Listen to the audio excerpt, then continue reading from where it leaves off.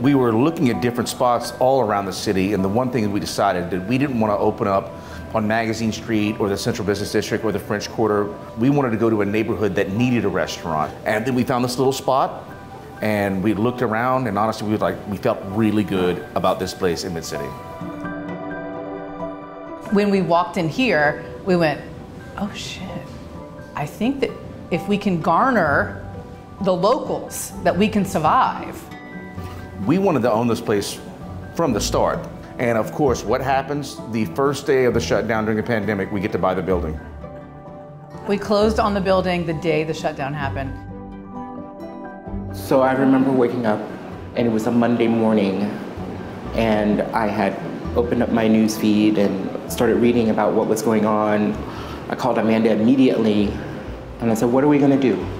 We shut down the restaurant that day, and then we sat down as a group, and we talked about how we were going to move forward safely. We closed one day to essentially dip the restaurant in bleach. Every single little thing, we wanted to be legal, but we also want to keep our restaurant open.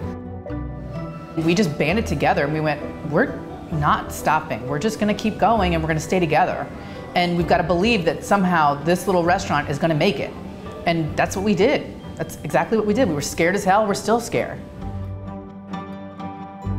The one thing that we knew we wanted to try to do was continue to feed our neighborhood and our community, which initially started with just to-go food, but grew pretty quickly into providing family meals to anyone who was hungry. Family meal before the pandemic meant you got to eat before your shift. It meant that as a staff, we came together as family and ate a meal before working it out and grinding it out for the guests. So we normally do 8 in the morning, 8 at night for just the normal staff. Even before these times, you just have a family meal in my restaurant. I think it's very important. And so one of the employees called, chef, I'm coming up for my meal, but my roommate, he got laid off too, and they're not feeding him. Can you make like one extra meal? I'm like, you tell everybody in that house they can come get a meal.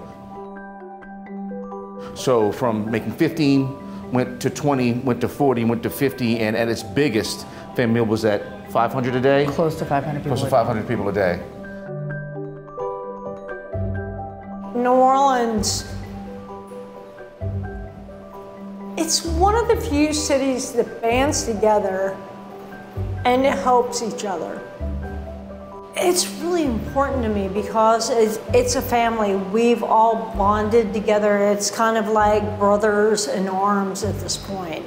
We've all worked together to get through this. I had been isolated with the children for 2 solid months, and I finally was like, I have to go up. Like, I need to be there. I need to go.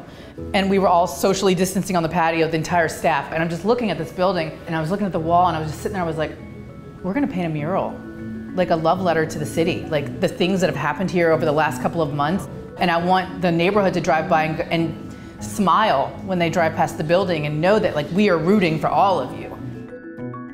That part of the city is actually really important to me because I grew up going to see my grandma down there. She lived on Wilson Drive, and we used to walk to Pandora's to get snowballs, and I remember that building, and I was super interested because I knew it was going to be a big mural.